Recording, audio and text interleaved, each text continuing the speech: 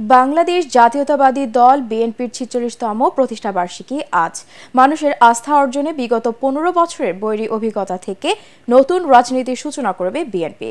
প্রতিষ্ঠাবার্ষিকীতে দলটির কাছে জনগণের এমনটাই প্রত্যাশা বলে মনে করেন বিশ্লেষকরা। সেই লক্ষ্যে তৃণমূল থেকে দল গোছানো ও জনপ্রিয়তা ধরে রেখে নির্বাচনের প্রস্তুতি নিতে বিএনপির প্রতি পরামর্শ সিনিয়র সাংবাদিক আবু সাইদ খান ও ঢাকা বিশ্ববিদ্যালয়ের শিক্ষক তানজিম উদ্দিন খানের। দলে গণতান্ত্রিক চর্চা বাড়ানোর তাগিদ দেন তারা। মইনুল আহসানের বিশেষ রিপোর্ট। মুক্তিযোদ্ধা জিয়া স্বাধীনতা উত্তর অস্থির রাজনীতির পথ ধরে ১৯৭৫-এর পট পরিবর্তনের পর বাকশালী একদলীয় শাসনের বদ্ধভূমিতে বহুদলীয় গণতন্ত্রের বাগান রচনা করেন স্বাধীনতার ঘোষক জিয়াউর রহমান। মূলত এর মধ্য দিয়েই বাংলাদেশের রাজনীতিতে গোড়াপত্তন হয় বিএনপির। নানা চড়াই উচ্চাই পেরিয়ে জিয়াউর রহমানের গড়া ৪৬ বছরের বিএনপি এখন দেশের জনপ্রিয় দল, মানুষের কাছে আস্থার নাম। গেল ১৫ বছর বিএনপির জন্য ছিল সবচেয়ে বৈরী সময়। শেখ হাসিনা সরকারের আমলে মামলা, গুম, রাষ্ট্রীয় নির্যাতন বিএনপিকে অনেকটাই অস্তিত্ব সংকটে ফেলে দেয়। অনেকে বলছিল বিএনপি বোধহয় একেবারে নিশ্চিহ্ন হয়ে গেছে, কিন্তু একটা মানুষকে যখন আপনি একদম দেয়ালে পিঠ ঠেকিয়ে দিবেন, তার উপর প্রচণ্ড অনাচার করবেন, তার প্রতি কিন্তু মানুষের একটা সহমর্মিতা তৈরি হয় এবং বিএনপির প্রতি কিন্তু ওই সহমর্মিতা তৈরি হয়েছে।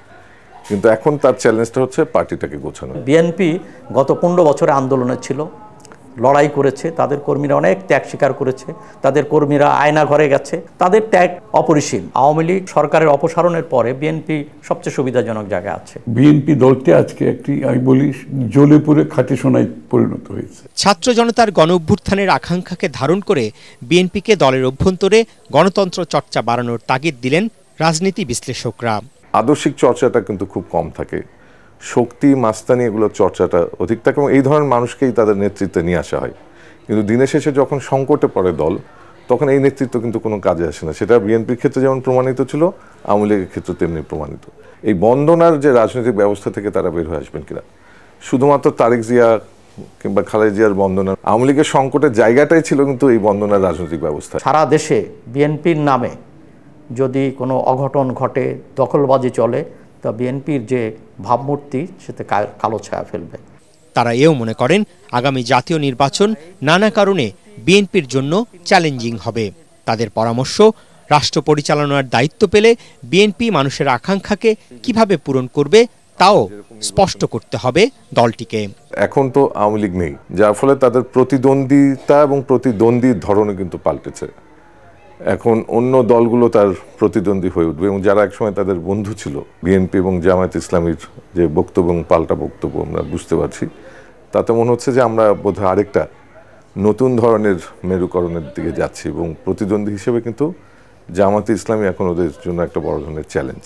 বিএনপির সামনে যে সম্ভাবনার দ্বার খুলেছে, তো বিএনপির প্রতিষ্ঠাবার্ষিকীর সামনে রেখে তাদেরকে সেটা জনগণের সেই ভালোবাসাটা অর্জন করতে হবে, জনগণের সঙ্গে থাকতে হবে। এই যে শেখ হাসিনা পালিয়ে যাওয়ার পর থেকে বাংলাদেশের মানুষের প্রত্যাশা, আকাঙ্ক্ষা, আমি তো বলে এটা আকাশচুম্বী একটা আকাঙ্ক্ষা হয়েছে। এটা পূরণে আমাদের সঠিক পদক্ষেপ বলে নিতে হবে। প্রবীণ সাংবাদিক আবু সাইদ খান ও ঢাকা বিশ্ববিদ্যালয়ের আন্তর্জাতিক সম্পর্ক বিভাগের শিক্ষক ডক্টর তানজিম উদ্দিন খান মনে করেন এ অঞ্চলের আধিপত্য নিয়ে পরাশক্তিগুলোর লড়াই মোকাবেলার চ্যালেঞ্জ রয়েছে বিএনপির সামনে। পার্টিকে যদি সংগঠিত করতে হয়। মইনুল আহসান, এটিএন বাংলা, ঢাকা।